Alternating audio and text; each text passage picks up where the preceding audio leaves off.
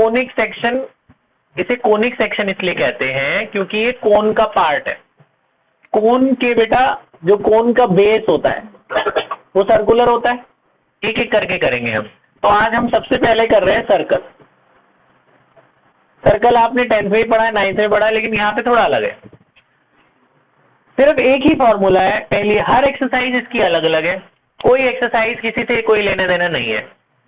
सबसे पहली एक्सरसाइज है सर्कल। सर्कल का सबसे पहला फॉर्मूला है इक्वेशन ऑफ सर्कल।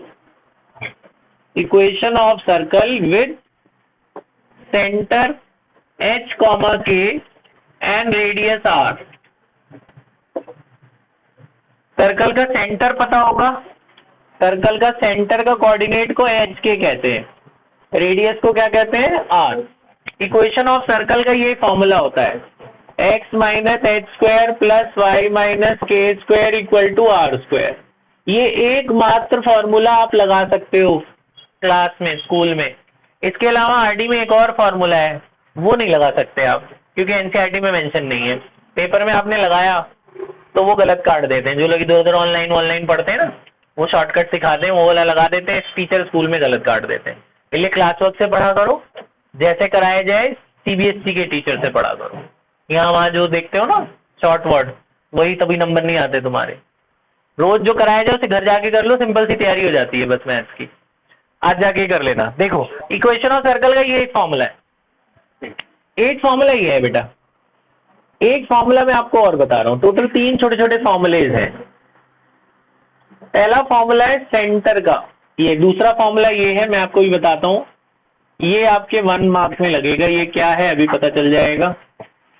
ये है x का coefficient divide by 2 minus comma minus y का कोफिशिएंट डिवाइड बाई 2। तीसरा है रेडियस, यह है h स्क्वायर प्लस के स्क्वायर माइनस c। अब मैं आपको इन तीनों फॉर्मूले के ऊपर क्वेश्चंस बता रहा हूँ, ध्यान से सुनेंगे। आपको बोलेंगे find the equation of circle, find the equation of circle with centre 2, 3 and radius 5। तो यही क्वेश्चन है। सेंटर दे देंगे, रेडियस दे देंगे, बोलेंगे इक्वेशन बनाओ। तो सबसे आसान चीज है ये। सेंटर को बोलते हैं बेटा h और k। सेंटर के कोऑर्डिनेट क्या होते हैं, h k। तो h हमें पता चल गया 2, k हमें पता चल गया 3। इसमें डाल दो, इक्वेशन ऑफ सर्कल आ जाएगा। इक्वेशन ऑफ सर्कल का क्या फॉर्मूला है, x माइनस एच का स्क्वायर प्लस वाई। हमेशा ऐसे फॉर्मूला लिखना, इसके नंबर मिलते हैं। कई लोग सीधा वैल्यू डाल देते हैं, नहीं। अब अगले स्टेप में वैल्यू डालो। h की वैल्यू कितनी है, 2, h की जगह 2 डाल दो। k की वैल्यू कितनी है, k की जगह 3 डाल दो। r की वैल्यू कितनी है, r की जगह 5 डाल दो। चाहो तो ऐसे भी छोड़ सकते हो, या ब्रैकेट खोल दो, a माइनस बी होल से आगे खोलो, a square plus b square minus 2ab, a square plus b square minus 2ab। तो ये बना x square plus y square minus 4x minus 6y। 13 उधर चला जाएगा 25 के पास, तो कितना हो गया 12। 12 आप इधर भी ला सकते हो। ये इक्वेशन ऑफ सर्कल है। समझ में, कुछ नहीं करना है, बस ये h k और r डालना है, बस खत्म। समझ में आया, सिंपल है। अब इसका उल्टा बोर्ड की तरफ, अगर मैं आपको ऐसी इक्वेशन दे दूं, ये दे दूं ये, और सेंटर और रेडियस ना दूं, आप यहां से ढूंढ सकते हैं सेंटर रेडियस? नहीं ढूंढ सकते। ये h है और ये क्या है, k। तो ये है 2, h की वैल्यू कितनी है, मतलब माइनस है तो +2 लिखा ना, यहाँ -3 है तो क्या लिखेंगे, और ये 25 है तो 25 किसका स्क्वायर होता है, 5 का। तो रेडियस कितना हो जाएगा, 5। आए समझ में। अगर ये +2 होता तो आप क्या लिखते, -2। तो साइन चेंज करके लिखना है। अगर ये 25 नहीं होता, ये 5 स्क्वायर नहीं होता, ये सिर्फ 5 होता, तब ये किसका स्क्वायर होता है, √5 का। तो रेडियस क्या हो जाता, √5। 25 तो 5 का स्क्वायर होता है, अगर वो 5 ही दे देता तो वो किसका स्क्वायर होता है, आप उसका स्क्वायर बनाएंगे। तो 5 किसका स्क्वायर होता है, √5 का। तो रेडियस क्या हो जाता, √5। तो यहाँ पे तो 5 ही था, अभी मैं उसको 5 ही लिख देता हूँ और 25 ही करके कर देते हैं। ये बात समझ में आई आपको। अब जरा इसका सेंटर और रेडियस बताओ। x प्लस 1 का स्क्वायर y माइनस 3 का स्क्वायर इज इक्वल टू 7। बताओ सेंटर क्या है? -1 और 3। ये साइन चेंज करके बताना है सेंटर। और ये किसका स्क्वायर होता है? तो रेडियस क्या हो गया? आया समझ? तीसरी बात,